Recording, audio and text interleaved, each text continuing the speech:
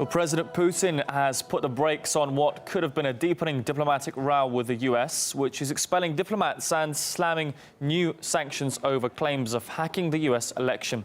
The Russian leader says it's not the time for such unfriendly retaliatory actions, even though such a response would have been warranted. We reserve the right for tit-for-tat measures, but we won't stoop to kitchen diplomacy. We'll plan our next steps to restore Russian-US relations based on policy which the new administration of Donald Trump will pursue. We won't create hurdles for American diplomats. We won't expel anyone. Well, let's go live to RT's Emily Sue to get the latest reaction. Obviously, Russian officials understandably aggrieved at what's gone on, but allegedly there will be no response, Emily. Is that right?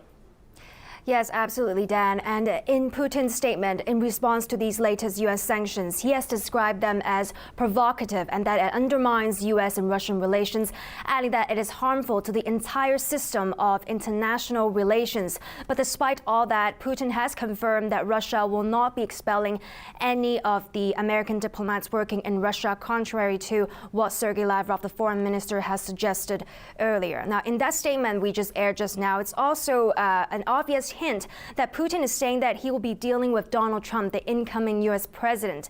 And despite that he's regrettable that Obama chose to end his administration in this way, Putin congratulated Obama and also wished him a happy new year. And before all these latest developments, some media outlets have been allegedly spreading false information before the Russian government specified on any of the possible measures they will be implementing to counter these sanctions. CNN has cited an unnamed American official saying that Moscow has already closed down an Anglo-American school for kids of diplomats working here in Russia. Take a listen to their report. Russia now vowing to issue its own response to U.S. sanctions and has already ordered the American School of Moscow to close. That is a lie, and there is no need to say that Moscow denied or Moscow will not. Just say it how it is. CNN and other Western media outlets basing their reporting on official U.S. government sources have spread false information.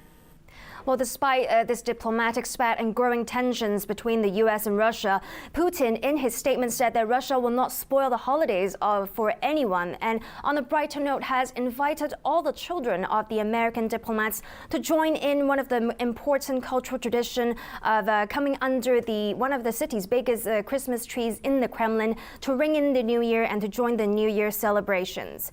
And I'll be monitoring all the latest reaction from the Russian government here in central Moscow. Dan.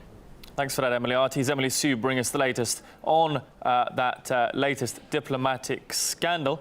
Well, President Obama's raft of expulsions and sanctions are being seen as a last swipe at Russia in his final weeks of power.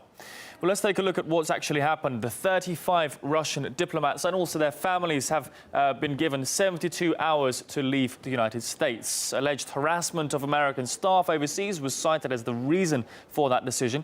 It's one of the largest expulsions of diplomats from the United States. Also, 2 Russian compounds allegedly used for intelligence purposes in New York and Maryland are also being shut down.